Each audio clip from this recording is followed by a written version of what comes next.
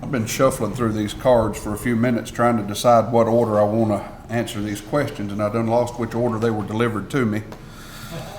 So back in the 80s, we had a First Lady, Nancy Reagan, who started a campaign. She called simply the Just Say No campaign, and it was intended, I think was well intended, to teach kids to be able to stand up for themselves, to be able to give the right response in a peer pressured situation.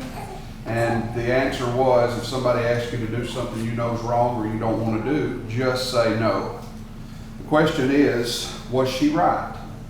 On the surface, the answer is yes, she's right. You ought to be able to stand up and just say no for yourself. But that's a lot easier said than done when you're in a situation, especially as a teen, when you think, at least in your own mind, that every decision you make is a life or death decision, is going to have long-lasting implications on your popularity, on your friendliness, and all the other things that kids think people care about that they don't really care about forever. So yes, she's right, but what you do is you place a kid in a situation where they just say no. That's not the end anymore. That's not the last question they're going to get. That's not the last time they're going to get it. They're going to continue to get bombarded. Why not? Why not? Why can you not? Are you just going to be one of those goody two-shoes that won't? I could make a list, my kids make a longer list, of the things that you endure in at least a public school setting, but I would say any setting, when you're at their age, when you don't, quote unquote, fit into the crowd. Now the Bible teaches us as Christians we're supposed to not fit in. And so I have taught my children as we've grown up, we are not everybody else. We don't think like everybody else. We don't go where everybody else goes. We don't do what everybody else does. You're going to be the oddball in almost every group you're in, except for when we go to church or church-related functions. Get used to it. But if you put a kid in a situation, ice cold, no preparation, then that's a difficult position to put them in, to just say no and think that's going to end it. I don't know if I answered your question completely. I'd be more than happy to continue answering that after we get finished. Another very similar question says, Bill Cosby said the meanest thing you could say was so, with a question mark. In other words, what you're saying doesn't matter. I think I understand that correctly. Well, you're not going to be my friend if you don't A, B, or C. And he says, so? Is that the meanest thing you could say to someone? First of all, mean is subjective. There's a lot of people who tell you how mean Marcus is at school because of the job role he has. School is kind of a weird dynamic because you have a lot of different roles that you don't know until you've seen all of those roles in action. But a lot of times your administrative roles often have a good cop, bad cop role to them. I can tell you some horror stories about some of the things that have been said to my daughters in the bathroom simply because of the role I have in a school. So the meanest thing you could say, in my opinion, is to not tell somebody the truth. When I say mean, what I mean is not doing what is best for them. So if somebody gets offended at what you say, then that's just another tick mark for that day because they're going to be upset at something. I've figured that out. And saying so is not necessarily the meanest thing you can say. I think mean is subjective in that situation. Same card, one more question. Would added responsibilities cure many of these issues of social pressure? I'm assuming we're talking about at home. Certainly there will be more time. As Marcus has alluded to, we eat a lot of time up doing things that are unimportant. But also whenever I made mention that be the bad guy as the parent for your kids, and I mean that tongue in cheek, give your kids an out. Dad, they're trying to get me to go to a party this weekend, and I don't really want to go, but tell them you got to cut grass. Tell them you've got to do the dishes. Tell them you've got to do this, got to do that, and give them an out that they can use. One of the hard things to do is to mitigate no without sounding like you don't allow anything to your kids. And when it boils down to the very brass tacks of the issue, kids getting their feelings hurt, not the end of the world. So you can add some responsibility, you can give them some more time-consuming things, you can give them more things to do. It's going to certainly fill in that extra time that Marcus is talking about we waste with our phones, but it also gives those kids an out and gives them a reason that they can say, hey, I'm not going to be part of that. I've got to do A, B, or C because my dad said so. Next question. is there ever a point where you tell your child you can't be friends with him or her? Absolutely, and you better get good at it. Now, I tell my kids with those situations that are delicate, people that we've known a long time, people that we have to interact with on a regular basis, we are friendly, but we are not friends. Now, what do I mean by friends? Let's make sure we have that definition right. That is, we're going to spend a lot of time in each other's company, and we are going to trust each other with our secrets, and we're going to tell things, and we're going to share a more open relationship with communication and with, whatever else. You're going to take them on a trip with you, that sort of thing. We are friendly with everyone, but we're not friends with everyone at our house, and I'll be willing to explain why later. Now, the next question gets a little more delicate.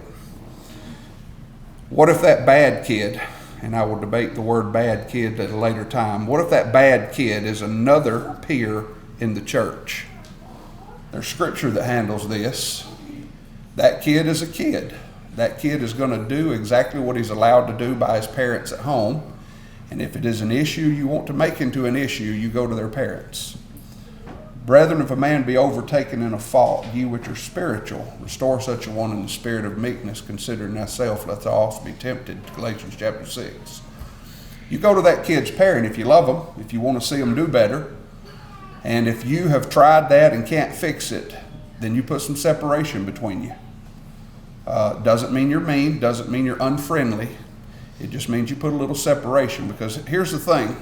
Of all the people that you deal with, that I deal with, that my wife deals with, and anybody else in here that deals with kids in a public capacity or private capacity, the ones you're going to have influence on live in the house with you. Amen. I see 300 kids a day in the hallways who don't care what I think. Those three do. I see 300 kids who I have no influence over their life. Those three I do.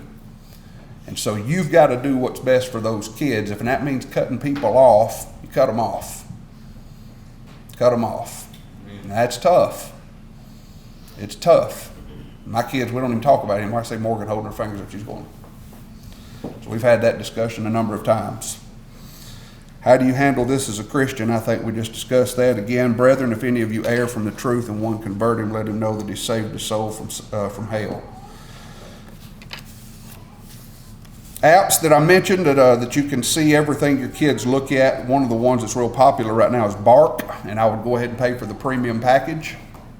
It's well worth the money, unless you're paying for something that's also equally as good. We use Verizon family plan on ours. I think it's $5 a line to add to your phone. What I'm allowed to do on that is actually control what they can open on the front end.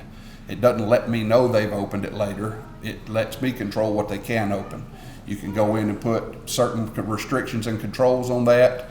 So if you've got a Verizon plan, you can use that. There are others with Google. There are some, I'm sure, with AT&T, and I don't know all of the other carriers. But most carriers have their own parental controls plans. There is another one that I just Googled in the back of the building a few minutes ago called Aura, A-U-R-A. That's a really good one apparently, and it's budget friendly.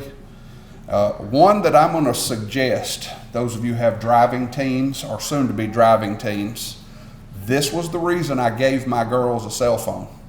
It wasn't because they begged me, it wasn't because they pleaded with me, it wasn't because they wanted one. For the sole purpose that you can put Life 360 on a phone and follow them around and go where they go. I know when they're going to be home. You can put checkpoints along their route home. I can lay in bed at night when my daughter's on her way home from school or from a school function, and I can hear it chime 3 times. It chimes when she leaves the school parking lot because my wife set it up that way. It chimes when she passes the general store, which is about 2/3 on the way home. I know she's made it that far. It chimes when she pulls in the driveway, both of them, both girls. I would recommend Life 360 or something similar if your kids are driving. You say, well, why would you do that? Keeping up with them's one thing. Catching them doing something they shouldn't is one thing. But sometimes when they're on the road at night and they may have an accident or a flat tire, something happens that you're not there, you can see exactly where they are and you can drive to it yourself. So that's the only one on this list that I can recommend, or something very similar to it, to make sure that you know exactly what's going on. What if you homeschool? Can you prepare a child how to know to handle peer pressure in that situation? There was a time whenever the big argument against homeschool, at least from a public school perspective, was the lack of socialization. You may have heard that phrase. They need to be around other kids their age. I'm not entirely sure at this point in my life that if I were starting over raising my kids, I wouldn't homeschool myself. I'm in an advantageous situation. I work in the same school where my wife works. I work in the same school where all three of my children attend. I have left my classroom before and driven to the middle school and the high school to check people out, and also to administer the Board of Correction to the seat of the problem, or the Board of Education to the seat of the problem. But not everybody has that opportunity. I've got good relationships with all the teachers in our school system, and I've got eyes in the building everywhere. If you don't have that, it is entirely your decision. It's your children. It's not something to play with. And if I wasn't in the role I'm in, with the eyes and the opportunities that I have because of that role, homeschool is a very good option today. And we can talk about why some of the things I would say that today is. How can you counter if the other parent makes a comment about how their kid currently dresses or acts? It sounds to me like a parent that's out of control, if I read the question correct. Just as Marcus said, they got to be a parent. And you go to them in meekness, you help restore them and explain the situation. If they're unwilling to compromise, if they're unwilling to see it from your perspective, how we do it on time? If they're unwilling to compromise, you say, these are some values I've been teaching my child.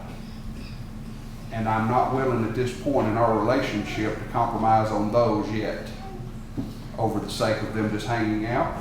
So it may be best if we spend some time away from each other for a little while. Now, the hardest part of that is you're going to see them on Sundays and Wednesdays. You're going to see them at gospel meetings. And if they are not mature enough to handle gentle correction, first of all, they're not going to handle it with anything. But secondly, that's something they're going to have to work through with their own mentality. If we are who we say we are as Christians, we look out for each other.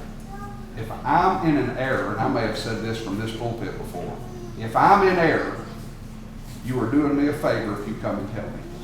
And I'm not going to hold it against you. If you see my kids doing something that you don't approve of, or you think I wouldn't approve of, you can at least come tell me. Now, you and I may not have the same expectations on whatever you tell me. At least I know. The most detrimental thing you can do as a friend of a parent, or a brother and sister in Christ of a parent, of a kid that's going astray, is to say that's their problem, I'm not going to get involved. Once you've brought it to their attention, now it's your turn to step back. It's not your job to raise their child, but if there's something that needs to be addressed, I certainly would appreciate it if somebody would tell me about mine. And I would hope that you would feel the same if I came to you. I think I've answered all four cards that I was handed. Is there one question that I missed, or anything you want me to kind of go back over, or something that maybe you thought of while we were talking in this segment?